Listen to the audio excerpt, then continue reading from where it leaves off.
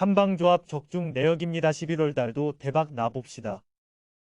금일 아스날 대 벌리 시작하겠습니다.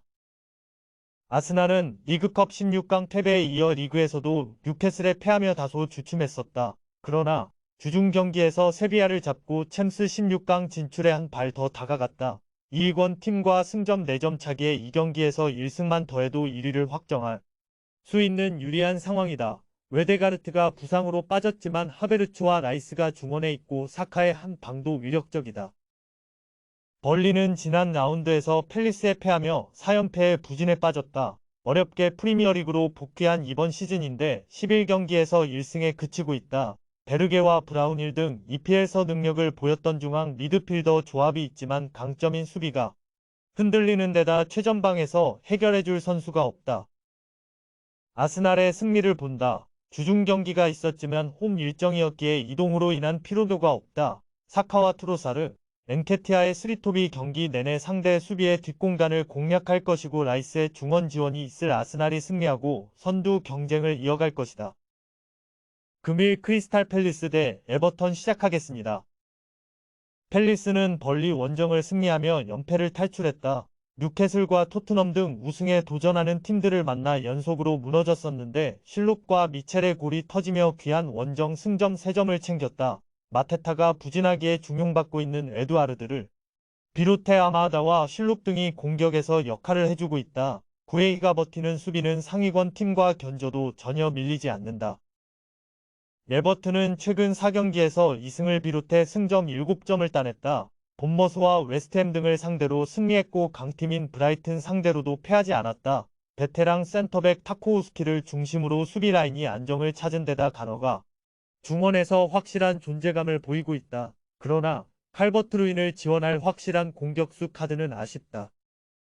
팰리스의 승리를 본다. 에버튼은 재정적 페어플레이 문제로 인해 승점 삭감 가능성이 큰 팀으로 승점 추가가 절실하다. 그러나 원정에서 상대 수비를 확실하게 넘어설 공격진의 옵션은 적다. 레르마와 두쿠레가 상대 역습을 저지하며 공격 작업으로 전환할 수 있고 에두아르드가 기회를 해결할 홈팀이 승리할 것이다.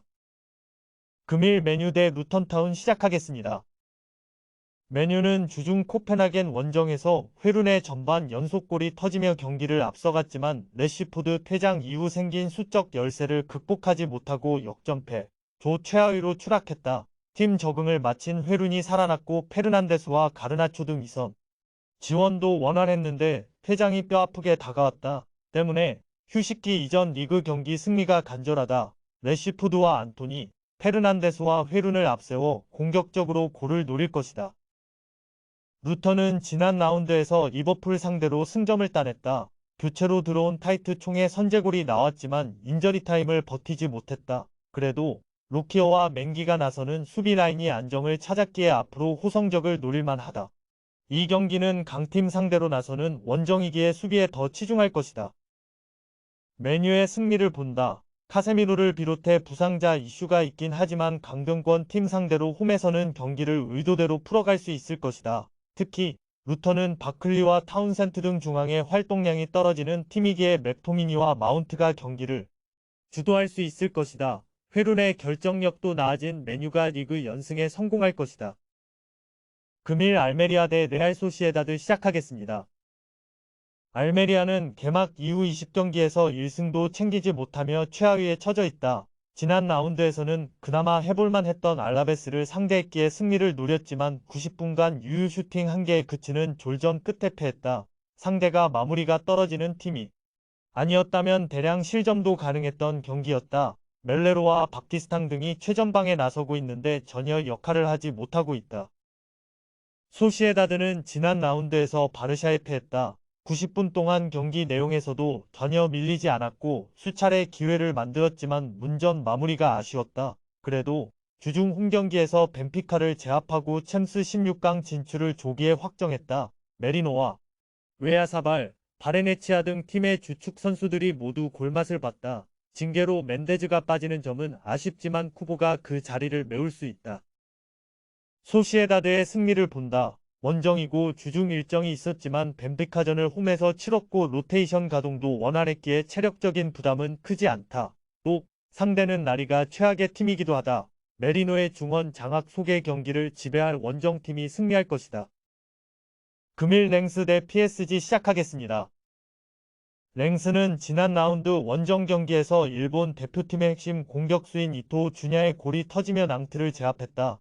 지난 시즌 20골을 기록한 발로군이 팀을 떠났기에 전력 약화가 예상된 이번 시즌인데 초반 선두권에 위치하고 있다. 아데라미드를 중심으로 아그바두가 나서는 최종 수비가 안정감 있게 상대 공세를 막아냈고 테우마와 코네, 이토 주냐의 공격진이 기회를 놓치지 않았다.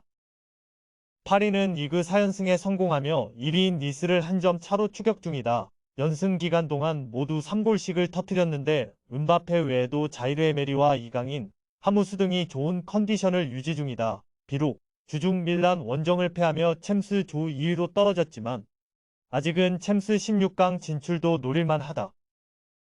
파리의 승리를 본다. 주중 경기를 다녀온 체력적 부담이 있긴 하지만 이강인과 바르콜라, 하무스 등이 짧은 시간만 소화했기에 랭스 원정에서 풀타임 소화가 가능하다. 랭스 수비가 탄탄하긴 하지만 은바페와 덤벨레가 경기 내내 빠른 발로 넘어설 파리가 랭스의 무패 행진을 가로막고 연승을 이어갈 것이다.